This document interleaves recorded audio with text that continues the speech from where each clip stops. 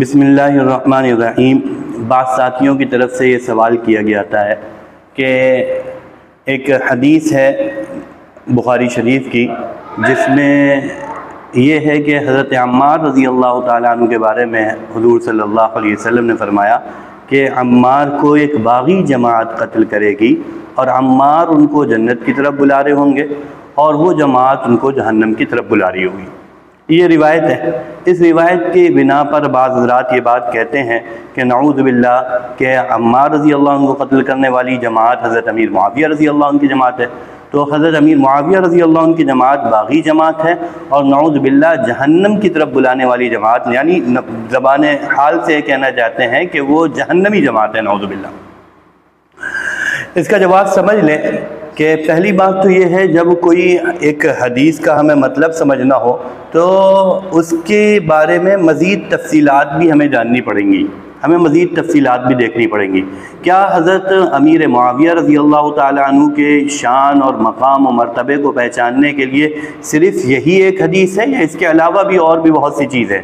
بھائی حضرت امیر معاویہ رضی اللہ تعالیٰ عنہ کے بارے میں سب سے پہلے تو یہ ہے کہ حضرت امیر معاویہ رضی اللہ تعالیٰ عنہ صحابی ہیں، اور صحابی ہونے کی گواہی خود آل رسول میں سے، جنہیں آل رسول بھی بعض محققین نے کہا ہے، یعنی حضرت عبداللہ ابن عباس رضی اللہ تعالیٰ عنہ، وہ گواہی دیتے ہیں۔ بخاری شریف حدیث نمبر 3764 یعنی 3764 پر حدیث موجود ہے کہ حضرت ابن عباس کہتے ہیں حضرت امیر معاویہ رضی اللہ تعالیٰ عنہ صحابی ہیں۔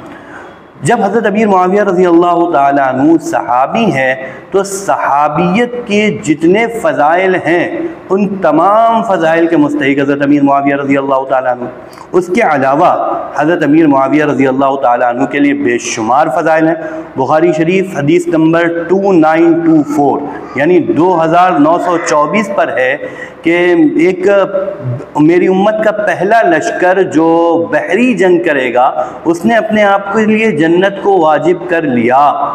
ابن حجر عسقلانی کہتے ہیں کہ وہ پہلا لشکر جس نے پہلی مرتبہ بحری جنگ کی وہ حضرت امیر معاویہ رضی اللہ تعالیٰ عنہ کا تیار کردہ لشکر تھا۔ تو اس حدیث کے مطابق حضرت امیر معاویہ رضی اللہ تعالیٰ عنہ ایک جنتی صحابی، جنتی شخصیت ہے۔ اس کے علاوہ رسول اللہ صلی اللہ علیہ وسلم نے بے شمار موقع پر حضرت امیر معاویہ رضی اللہ تعالیٰ عنہ کی تعریف کی، ان کے لیے دعائیں کی۔ ترمذی شریف حدیث نمبر 3842 یعنی 3842 پر ہے کہ اللہ کے نبی صلی اللہ علیہ وسلم نے فرمایا اے اللہ معاویہ رضی اللہ عنہ کو ہادی بنائیے، مہدی بنائیے، ان کے ذریعے ہدایت کو جاری فرما دیے۔ اسی طریقے سے ابن حبان میں حدیث نمبر 7210 یعنی 7210 پر ہے اللہ کے نبی صلی اللہ علیہ وسلم نے حضرت معاویہ رضی اللہ تعالیٰ عنہ کو دعا کرتے دیتے ہوئے یوں فرمایا اے اللہ معاویہ کو حساب اور کتاب کا علم سکھائیے اور ان کو جہنم کے عذاب سے بچائیے۔ یہ حدیثیں ہیں جو حضرت امیر معاویہ رضی اللہ تعالیٰ عنہ کی شان میں وارد ہوئی ہیں۔ تو جب اتنی بڑی کوئی شخصیت ہے اس کے خلاف کوئی حدیث آ رہی ہے تو اس کی صحیح معنی تلاش کیا جائے گا، یہ نہیں جو بظاہر الفاظ ہوں ان کو ان کے اوپر اس شخصیت کے اوپر فٹ کر دیا جائے۔ اگر یہی طریقہ کار ہوگا کہ صرف الفاظ کے ظاہر کو دیکھ کر شخصیات کے اوپر فٹ کیا جائے گا تو سورہ طٰہٰ آیت نمبر 121 پر حضرت آدم علیہ السلام کے بارے میں عصا آدم ربہ، آدم علیہ السلام کے لیے اللہ تعالیٰ نے عصا کا لفظ استعمال کیا۔ عصا کا معنی گناہ کرنا آتا ہے، تو کیا اب کوئی شخص اس آیت کا ترجمہ کرتے ہوئے یوں کہے گا کہ آدم علیہ السلام سے گناہ کا صدور ہوا؟ نعوذ باللہ، حالانکہ انبیاء کرام علیہ السلام معصوم ہوتے ہیں۔ یہاں پر یہ ترجمہ نہیں کیا جائے گا بلکہ وہ ترجمہ اور وہ مطلب بیان کیا جائے گا جو حضرت آدم علیہ السلام کی شان کے مطابق ہوگا۔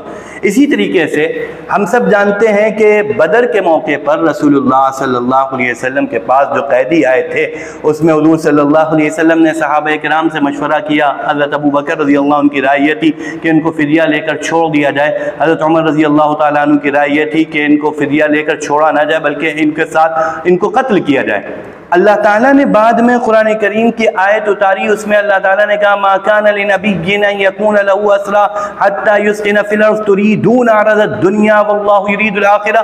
نبی کے لیے مناسب یہ نہیں تھا کہ وہ ان قیدیوں کو فدیہ لے کر چھوڑ دیں بلکہ ان کو قتل کرنا چاہیے۔ تریدون عرض الدنیا، اللہ تعالیٰ کہہ رہے ہیں تم لوگ دنیاوی ساز و سامان چاہتے ہو، اب یہاں پر تم کون مراد ہیں؟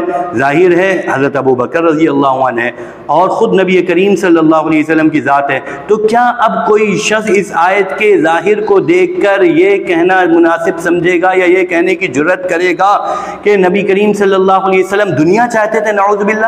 نہیں، یہاں پر کوئی شخص یہ بات نہیں کہے گا کہ نبی کریم صلی اللہ علیہ وسلم دنیا چاہتے تھے. ہاں، یہ کہا جا سکتا ہے کہ یہ عمل ایسا تھا کہ جس سے ایسا محسوس ہو رہا ہے کہ پیسے کو لینا، فدیے کو لینا، یہ دنیا چاہنا ہے، لیکن نہ نبی کریم صلی اللہ علیہ وسلم کی نیت یہ تھی، نہ حضرت ابو بکر رضی اللہ تعالیٰ عنہ کی نیت تھی، بلکہ ان حضرات کی نیت تو ان کے ساتھ رحم کا معاملہ کرنا تھا، ان کو چھوڑ دینا تھا. ان کی نیت تو یہ تھی، لیکن ایک عمل کیا بتلا رہا ہے؟ بس قرآن میں اس چیز کو واضح کیا گیا ہے. تو آیات کا یا حدیث سے ظاہری الفاظ دیکھ کر ہر شخصیت پر اس کے ظاہری الفاظ کا معنی متعین نہیں کیا جائے گا، بلکہ شخصیت کو دیکھا جائے گا اور اس کے بعد الفاظ کا معنی اور مطلب متعین کیا جائے گا. اب آ جاتے ہیں حضرت عمار رضی اللہ عنہ والی حدیث پر. حضرت عمار رضی اللہ عنہ والی جو حدیث ہے اس میں ظاہری طور پر تو یہی ہے کہ اللہ کے نبی صلی اللہ علیہ وسلم نے فرمایا کہ عمار کو فئت باغی جماعت قتل کرے گی اور عمار ان کو جنت کی طرف بلا رہے ہوں گے، وہ ان کو جہنم کی طرف بلا رہے ہوں گے.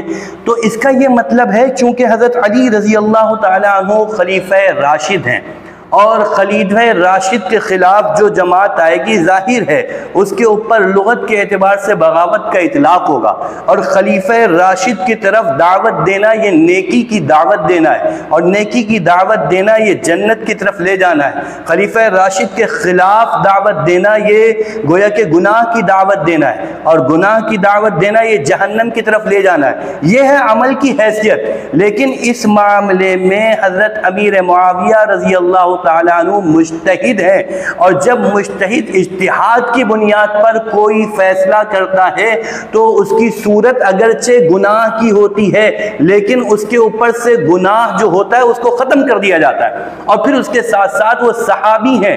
صحابی کا تو تذکرہ اس الفاظ کے ساتھ کیا ہی نہیں جائے گا کہ وہ باغی ہیں اور وہ جہنم کی طرف بلانے والے ہیں. بس اس سے اتنا پتہ چلتا ہے کہ ایک عمل ہے، جو عمل حضرت امیر معاویہ رضی اللہ تعالیٰ عنہ کا غلط ہے، لیکن آج کسی کے لیے اس بات کی گنجائش نہیں ہے کہ ان کو ان الفاظ کے ساتھ مخاطب کرے حضرت امیر معاویہ رضی اللہ تعالیٰ عنہ کو کہ حضرت امیر معاویہ رضی اللہ تعالیٰ عنہ جہنم کے مستحق ہیں. نعوذ باللہ. بھائی حدیث بخاری شریف کی حدیث ہے، حدیث نمبر 2475 2475. حدیث میں آتا ہے کہ زانی جس وقت زنا کرتا ہے اس وقت وہ مومن نہیں رہتا، شرابی جس وقت شراب پیتا ہے اس وقت وہ مومن نہیں رہتا. اب بعض صحابہ ہیں جن سے زنا کا بھی صدور ہوا، بعض صحابہ ہیں جن سے شراب پینے کا بھی صدور ہوا. کیا اب اس حدیث کی بنیاد پر کوئی شخص ان صحابہ کو جن سے زنا کا صدور ہوا، کوئی شخص یہ کہے گا کہ زانی صحابی، یا ان صحابہ کو جن سے شراب پینے کا صدور ہوا اس حدیث کی بنیاد پر کوئی کہے گا کہ یہ شرابی صحابی ہیں؟ نعوذ باللہ. نہیں بھائی، صحابہ اکرام رضی اللہ تعالیٰ عنہ اجمعین کا مقام و مرتبہ دوسری آیات و روایات سے ہمیں پتہ چلتا ہے. وَكُلًّا وَعَدَ اللَّهُ الْحُسْنَى. اب ان کو مخاطب کریں گے جنتی صحابی کہہ کر، نہ کہ شرابی صحابی. ہاں، وقتی طور پر ان سے غلطی کا صدور ہوا، اور ہم تو صحابہ اکرام کے بارے میں عقیدہ یہ رکھتے ہیں کہ صحابہ اکرام معصوم عن الخطا نہیں ہیں، وہ گناہوں سے اور غلطیوں سے معصوم نہیں ہیں. وقتی طور پر صحابہ اکرام رضی اللہ تعالیٰ عنہ مجمعین سے کوئی غلطی ہو سکتی ہے. حضرت امیر معاویہ رضی اللہ تعالیٰ عنہ سے بھی یہ خطا ہوئی، خطا اجتہادی ہوئی. اب اچھا، یہ تو ایک ہو گیا خطا اجتہادی ہوئی، اس کے بعد کیا ہوتا ہے؟ بخاری شریف حدیث نمبر 2704 2704 پر ہے. اللہ کے نبی صلی اللہ علیہ وسلم نے حضرت حسن رضی اللہ تعالیٰ عنہ کو مخاطب کرتے ہوئے فرمایا، یہ میرا بیٹا سردار ہے، یہ مسلمانوں کی دو عظیم جماعتوں کے درمیان میں صلح کرائے گا. اب اگر اس کو لے لیں، قتل عمار پہلے ہوا ہے، حضرت حسن رضی اللہ تعالیٰ عنہ کی صلح بعد میں ہو رہی ہے. اگر اس سے یہ مان لیا جائے کہ حضرت امیر معاویہ رضی اللہ تعالیٰ عنہ کی جماعت باغی جماعت ہے، تو پھر حضرت حسن رضی اللہ تعالیٰ عنہ نے جب صلح کر لی تو اس سے یہ بھی پتہ چلتا ہے کہ وہ مسلمانوں کی عظیم جماعت ہے، اور مسلمانوں کی عظیم جماعت صرف صحابی رسول ہے. صحابی کا تذکرہ غلط انداز پر نہیں کیا جا سکتا. میں اس سلسلے میں مولانا فخر الدین مراد آبادی رحمۃ اللہ علیہ کی جو ایذاء البخاری میں ایک عبارت ہے، اس کو پڑھ کر آپ کو سنا دیتا ہوں، اس سے آپ کو واضح ہو جائے گا۔ حضرت اس پوری حدیث پر، حدیث عمار پر بحث کرنے کے بعد پوری تفصیلات جو لکھتے ہیں اس کے بعد خلاصہ کہتے ہیں ان تمام تفصیلات سے بات واضح ہو جاتی ہے کہ اگرچہ روایت میں حضرت معاویہ رضی اللہ عنہ اور ان کے رفقا پر باغی اور داعی الی النار کا اطلاق کیا گیا ہے، لیکن یہ بغاوت اور دعوت الی النار کا مضمون ان حضرات پر صرف صورتاً صادق آتا ہے کہ صورتاً وہ تھا کہ خلیفہ راشد کے خلاف نکلے تھے، حقیقتاً نہیں۔ اس لیے عام امت کے لیے ان حضرات پر ان الفاظ کا اطلاق جائز نہیں، اور نہ علماء اہل سنت والجماعت میں سے کسی نے ان الفاظ کا ان لوگوں کے لیے استعمال کیا ہے۔ ایذاء البخاری جلد نمبر 3 صفحہ نمبر 210۔ تو ایسا ہو سکتا ہے، بس خلاصہ کلام یہ ایسا ہو سکتا ہے کہ ایک عمل ظاہری اعتبار سے گناہ کی شکل اور گناہ کی حیثیت رکھتا ہو، لیکن وہ جب ایسی شخصیت سے ظاہر ہو رہا ہے جو صاحب فضائل شخصیت ہے تو اس کے بارے میں تعویل کری جائے گی۔ خاص طور سے صحابی رسول کے بارے میں تو تعویل ہی کری جائے گی، کیونکہ صحابی رسول سب کے سب جنتی ہیں، ان کے بارے میں زبان سے کوئی بھی غلط الفاظ نہیں نکالا جائے گا۔